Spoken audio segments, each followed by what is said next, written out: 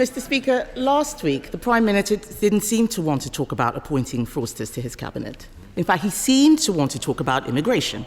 So let's talk about immigration. He has relaunched yet again. Many new targets, 6 milestones, 5 missions, but why was cutting immigration not a priority? Speaker, I'm glad she now wants to talk about immigration. Last week she said she didn't, and for good reason, because the previous government presided over record high levels of immigration. The figures just a few weeks ago, nearly 1 million on net migration. That is unprecedented.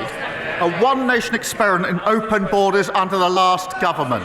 And she was the champion. She stood up and praised the then Tory Home Secretary for listening to her on removing caps on migration visas. So she was applauding it. Now she's furious about what she was campaigning for. We will drive it down. We will drive down lawful migration. We'll drive down illegal migration. Mr. Speaker, he talks about open borders. He was the one campaigning for free movement. I was in this House asking for a lift on skilled migration. He was there supporting all of the people who should not have been in this country. He wanted us to relax immigration. But as he's so keen to talk about the past, let's look at his record. 4 years ago, the Prime Minister signed a letter demanding that foreign criminals be allowed to stay in Britain.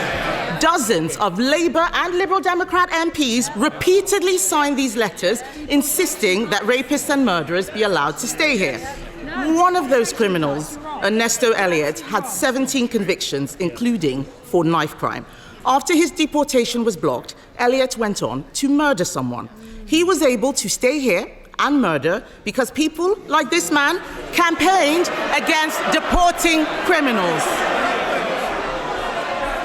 Will he apologise for signing these letters?